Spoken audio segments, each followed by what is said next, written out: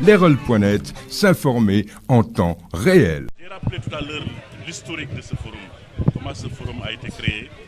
Et c'était en décembre 2013 à Paris, lors du sommet France-Afrique ou Afrique-France, baptisé sommet de l'Elysée.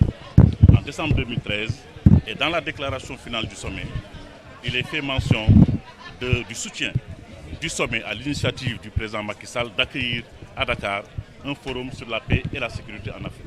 Donc ce forum est en fait le prolongement du sommet de l'Elysée. C'est la mise en œuvre d'une des décisions essentielles de ce sommet de l'Elysée, sommet France-Afrique. Et nous avons pu organiser avec beaucoup de succès la première édition en décembre 2014. Nous avons pu également organiser la deuxième édition par la volonté du président de la République, parce qu'il n'était pas dit au départ que le forum serait un forum annuel.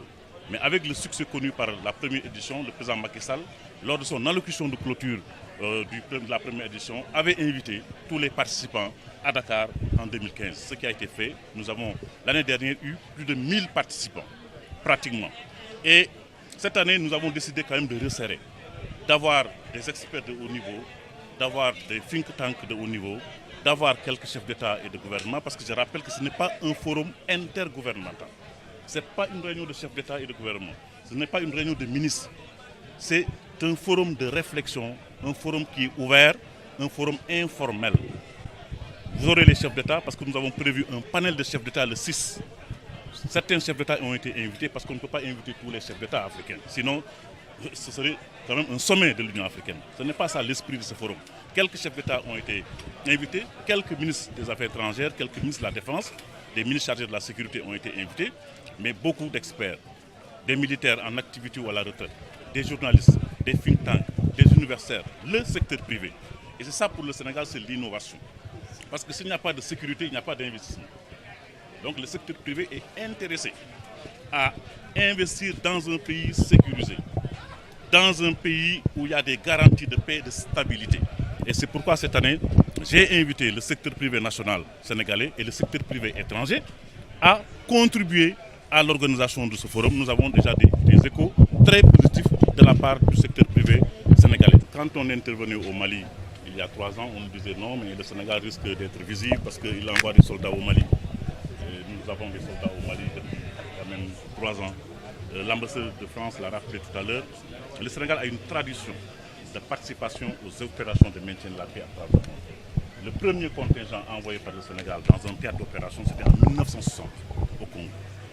Depuis 1960, depuis plus de 50 ans, 55 ans, le Sénégal envoie des contingents dans des théâtres d'opération. Nous avons perdu beaucoup de soldats à travers le monde, comme l'ambassadeur l'a rappelé.